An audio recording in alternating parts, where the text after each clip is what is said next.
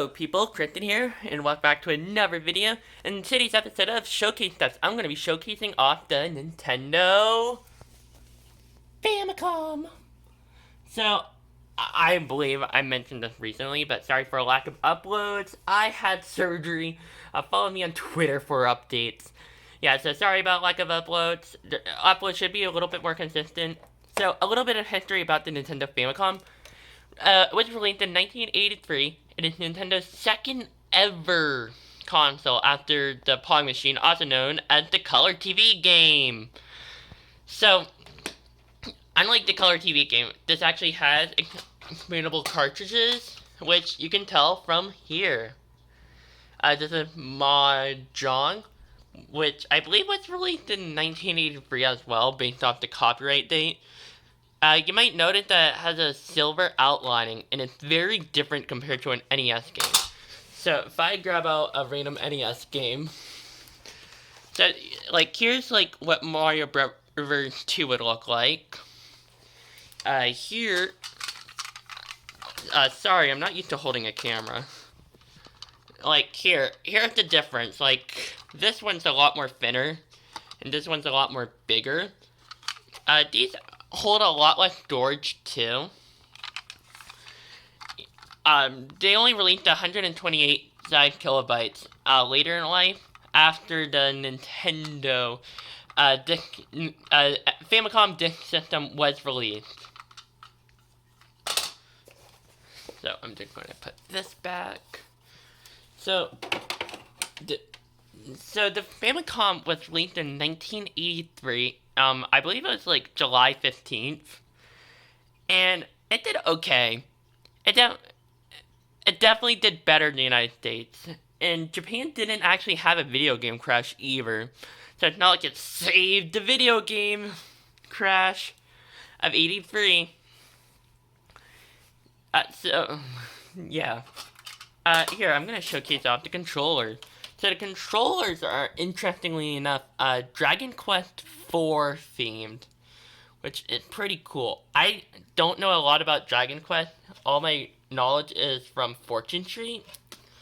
So there's that, and here's that. I know for a fact this character is named Alina. So something a little bit more interesting, you might actually have noticed it. The controller right here has a microphone port. You know how to use it in games like Legend of Zelda to defeat enemies by shouting into the microphone. So this is what, of course, a normal NES controller looks like. So compare this to this, and yeah. Here, I'll just do this one individually. So NES, Famicom. Now, something a little bit interesting as well is, so I'm going to do this.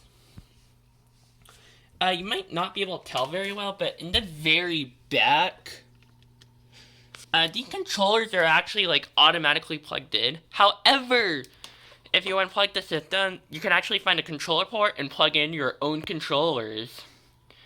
There's also, an expansion, here, there's, that, and that. The thing on the front, right here, is an expansion port. So, here, where did I put my John? So, I'm gonna plug in the game. So you might wonder. So if you're someone who knows quite a bit about electricity, you might wonder, how do you get the system working in the United States? So here, I'm gonna turn on the TV. Oh my word, I'm really bad at this. You might be able to tell. Is the TV on? Yep. So the TV's on. So the way you have to get this working is you have to use a Genesis 1. Power supply, which is very important. And if you're like me and you want to have multiple, do not plug in two systems at the same time into different power outlets. You also need an Nes Av Cable, which is right here. you also need to set your channel to 95 or 96 in most of the United States. So here, I'll just demonstrate this right now. No idea how well this will show up. So that is channel 64. That is channel 95. And then, lastly, of course, you would press power. This is, of course, to eject. That is to reset. So here, let me demonstrate that this works. I don't know how to play this game, to be honest. Time. I'm also not 100% certain if it's supposed to sound like this.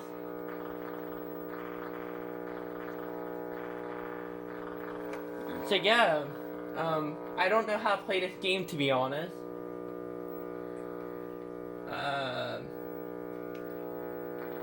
There.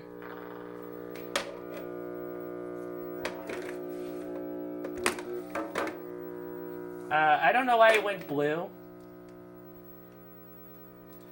So here, I'll just demonstrate the function right now. Here, reset.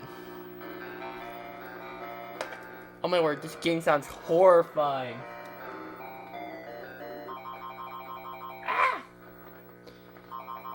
Oh my word. You know what, I'm gonna turn off the game, I think it's cursed. Alright, so here, power, you need to turn that off. And let me eject. I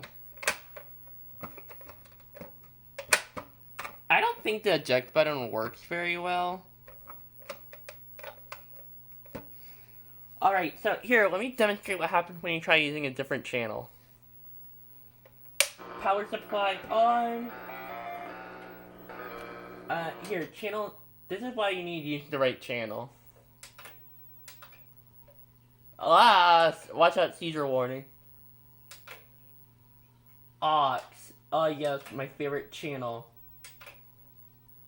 Yeah, so it really did not like using the wrong channel. I believe that's gonna wrap it for this video. Thank you people for watching, and see you people next time. Bye bye!